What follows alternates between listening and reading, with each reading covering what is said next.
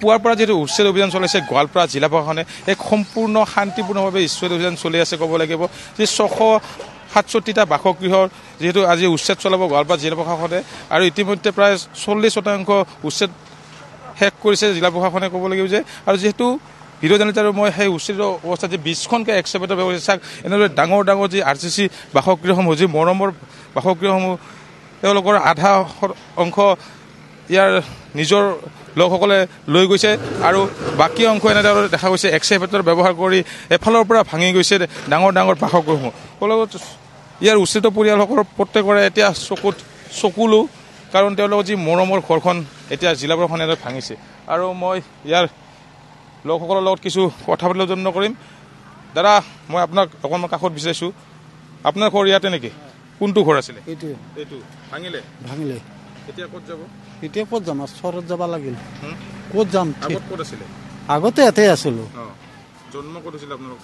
আমাৰ জন্মটো ইয়াতে পাইছিলোঁ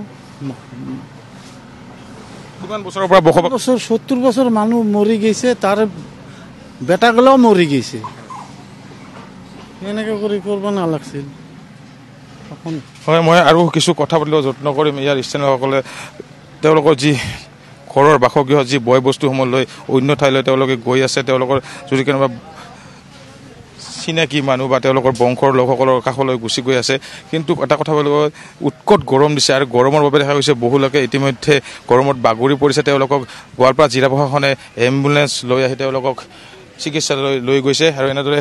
এয়া গছৰ ছাট তেওঁলোকে কিছু লোকে এই উচ্ছেদিত পৰিয়ালসকলে ইয়াত আশ্ৰয় লৈছে আৰু মই তোমাৰ ঘৰ ইয়াত আছিল নেকি ইয়াতে আছিল এতিয়া ঘৰটো ভাঙিছে ক'ত যাব এতিয়া নাজানো তুমি পঢ়ি আছা নেকি ক্লাছ 10 তোমাৰ যি কিতাপ পত্ৰখিনি তুমি লৈছানে ল'ব পৰা নাই কিতাপ পত্ৰ একো ল'ব পৰা নাই ঘৰৰ বয় বস্তুবোৰ লোৱা হৈছে অলপ কেইটা লোৱা হৈছে আচলতে কথা পতাৰ পৰিৱেশ নাই সকলোৰে চকুলো ক'ব লাগিব এয়া ছাত্ৰী এগৰাকীৰ লগত মই কথা পাতিলোঁ তাই যি কিতাপ পত্ৰ সেইসমূহতে ল'ব পৰা নাই গোৱালপাৰা জিলাখনে আহি এক বৃহৎ উচ্ছেদ অভিযান চলাইছে যিহেতু পুৱা 5 বজাৰ পৰা আৰু ইয়াৰ প্ৰত্যেকটো পৰিৱেশৰ পৰিস্থিতি খবৰ লৈছে গোৱালপাৰা জিলা আয়ুক্ত আৰু বিশ্বজিৎ দাস এই মুহূৰ্তত আপোনাক ধন্যবাদ জনাইছোঁ।